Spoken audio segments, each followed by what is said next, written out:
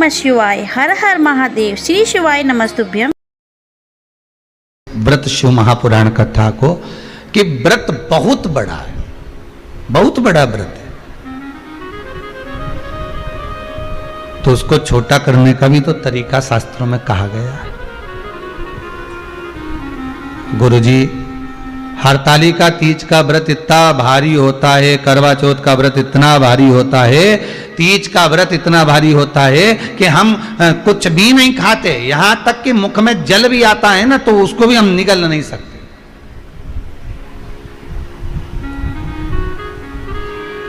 अब इतना भारी व्रत,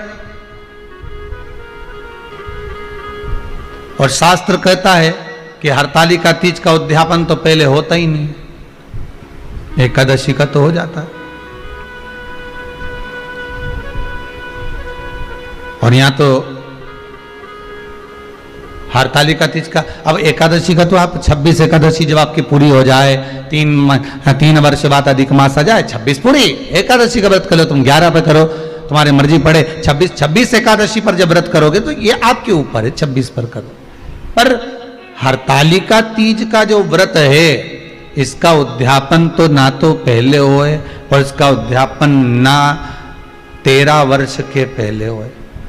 इसका उद्यापन तो जब तक कन्या हो, चाहे स्त्री हो, चाहे नारी हो, चाहे पुरुष हो, हरतालिका तीज का अगर उसको उद्यापन करना है तो 13 वर्ष तक तो आपको व्रत करना ही पड़ेगा, उसके बाद ही इसका उद्यापन होता है।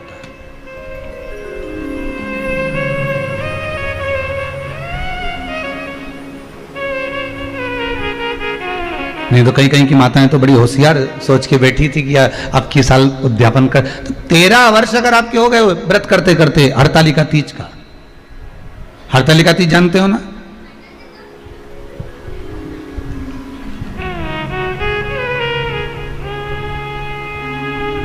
तेरह वर्ष अगर आपके हो गए भगवान की भक्ति को धारण करते करते,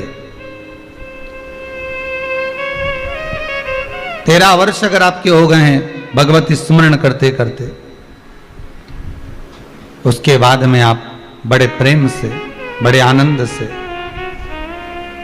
आप व्रत का उद्यापन करो, कोई मना नहीं। पर यदि आप उद्यापन कर रहे हो और आपका मन है कि मुझे उद्यापन करना ही है, तो 13 वर्ष तक जिस भाव से आप भगवान का व्रत कर रहे हो, साधना कर रहे हो, स्मरण कर रहे हो, उसी भाव से आप उसको करें।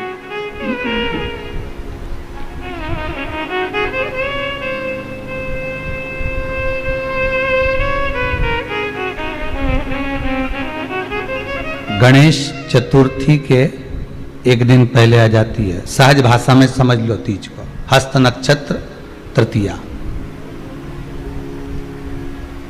उसमें सबसे ज्यादा जरूरी है हरतालिका तीज का पूजन अगर आप कर रहे हो, और हरतालिका तीज का अगर आप स्मरण कर रहे हो, तो उसमें सबसे ज्यादा अगर कुछ जरूरी है तो शंकर भगवान जहां विराजमान होते हैं उनके ऊपर उनकी 5 कन्याओं का होना जरूरी है। मतलब ऊपर फुलेरा बंधना जरूरी। फुलेरा का मतलब जानते हो? एक जैसे शंकर भगवान नीचे विराजमान है और ऊपर जो जलाधारी बनती है ना, तो जलाधारी की जगह पर शंकर भगवान की हरतालिका तीज के दिन जब नारियां पूजन करती हैं, माताएं पूजन करती हैं, कन्याएं पूजन करती हैं, तो उस पर जलाधारी की जगह फुलेरा बनता है, मतलब फूल की मालाएं उसमें लटका दी जाती है। अब कितनी माला लटकाना चाहिए? प्रयास करना चाहिए कम से कम 5 माला उसमें होना जरूरी है, और 5 से ज्यादा भी लटकाओगे चलेगा, पर 5 से कम नहीं होना चाहिए फुलेरा। 5 कौन कौन है ये? जया, विषहरा, सामरीबारी, दौतली, देव।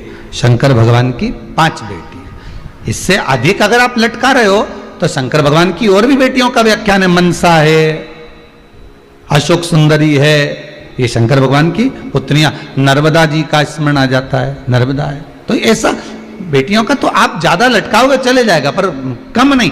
जैसे हरतालिका तीज का जो उद्यापन होता है, उद्यापन में एक सबसे मुख्य चीज क्या होती है कि जो भी आप वस्तु दान दे रहे हैं, जो भी आप वस्तु समर्पित कर रहे हैं, हरतालिका तीज के उद्यापन में जो भी सामग्री आप दे रहे हैं वो 5 होना चाहिए। जैसे फुलेरा का वर्णन किया कि फुलेरा 5 माला से ज्यादा होगा चलेगा, पर 5 से कम नहीं, अधिक दान।